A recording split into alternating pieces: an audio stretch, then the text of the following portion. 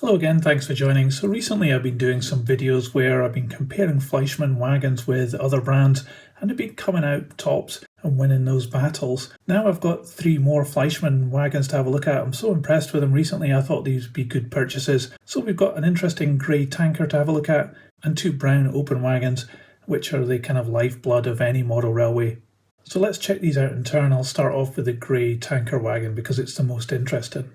This one is number 5445 in the Fleischmann catalogue. Now, I might just add that all of these are second-hand models. Fleischmann doesn't make HO scale models anymore, so I'm going to take that into account when I'm doing this review. So let's get this open and we'll check it out.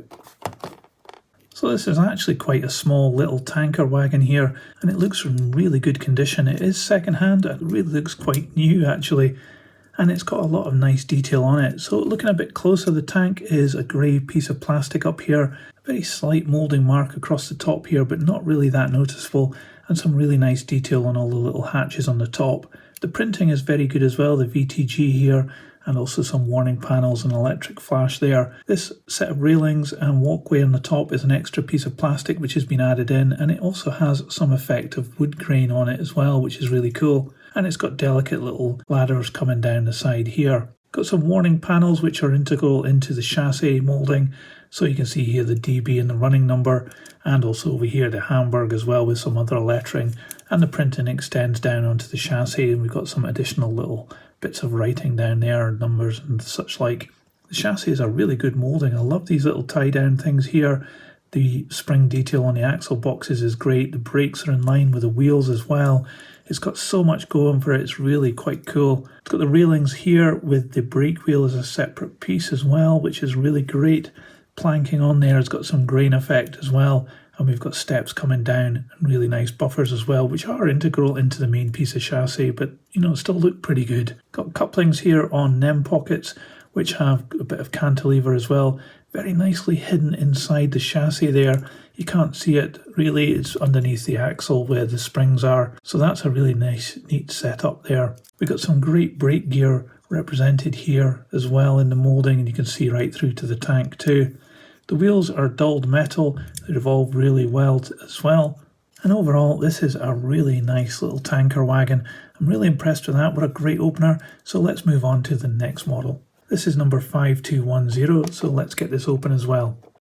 So I'm not sure if the previous owner changed the couplings. We've got the typical Fleischmann ones here, but this one seems to be a change to more modern type of little hook couplings which you see on things like Rocco. So open wagons, everyone's got one, so why should you choose this one? This one is actually not too bad at all. It's got some really good printing on it. You can see the Deutscher Reichsbahn there and Breslau, which obviously marks this one as being pre-Second World War, because Breslau is now Wrocław in Poland, obviously. We've got some nice bracing detail and rivets here, and the doors are actually really good as well. I like the rivets around them, but there's no grain on the planking at all, which would have been nice to see. The printing is clear, like I've mentioned, and you also have a lot of it written down here on the chassis as well, along with rivet detail here, and the brakes are very nicely presented, very close to the wheel, which is now spoked, and also we've got spring detail on axle boxes looking really good.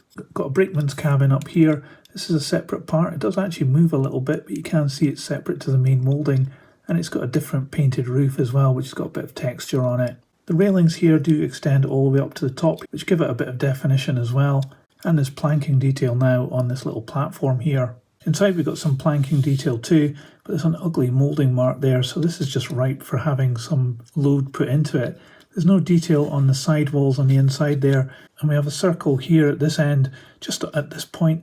I think that's part of the moulding process, so that's maybe not too good either. So the interior is really letting this model down, and it's something you'd see most of anyway, so it's crying out for a load to be put into there. But looking underneath, we've got a really nice chassis. We do have planking detail here with a grain on it, and we also have some really nice brake gear too. Again, we've got NEM pockets and their cantilever as well inside the chassis, which I think is a really nice thing that Fleischmann did. So it's a decent enough model, let down by the interior a little bit. So let's move on to the next one. So this is another Deutscher Reichsbahn open wagon. This one is number 5203, so let's get this one open as well. So I think this one's got a lot more going for it than the previous one. Again, it's Deutscher Reichsbahn. This time we've got Würzburg on it, and it's a Type O VW wagon. It's got these little ribs going over the top. This is an extra piece which has been added in. Another piece of plastic, very fine, that could very easily break, but it's really nice that it's been put in here. Again, we don't have any wood detail on the planking on the side of the wagon, but we do have a lot of rivet detail and bracing, which looks really good. I do like these doors, they look really nicely defined. And it is a simple-ish enough wagon, but we do have some details like here. We've got these railings that stick up, very finely moulded, very easy to break those off. We also got little handrails on the corner, which are very nicely defined, and again, could be easily broken off. It's quite fragile plastic, so you're going to have to be careful handling these, but it's good that this second-hand model doesn't have any damage at all, as far as I can see. The chassis, very similar to the previous one, where we've got some printing on it and some nice rivet detail, but I do like the brackets that are down here to the wheels. The springs look really good as well. The wheels here, we've got spoked wheels which look great, and they revolve really well too. Again, we've got cantilever couplings in them pockets which are hidden inside the chassis. Not so much detail underneath here. We've got some bracing, no grain detail on the wooden planking, but we do have some brake gear with rivet detail. Inside we have no details on the side walls here again. We've got some cross planking on the bottom, another moulding mark you can see there, but no other details inside, so they are let down a little bit by that. But you know, like I said, they're ripe for having a load added into them. But overall, I think this is a great looking wagon, especially the chassis, which looks really good. Let's put all of these onto the scales and we'll see how much they weigh. The tanker wagon comes in at 33 grams. The larger of the two open wagons comes in at 32, and the final one comes in at 30 grams. So I think this is an interesting collection of Fleischmann wagons that I've got here. Each of them have little things that I really like about them, and maybe a couple of things that could be a little bit better. The outstanding model obviously is the tanker. It's got so much detail on it and it's so nicely printed and presented. It looks really cool as well. I think possibly let down by the wheels, but that's only because I've seen better wheels on the other two wagons, and if I hadn't seen that, I would have given this absolute top marks. Still, it's a very good model.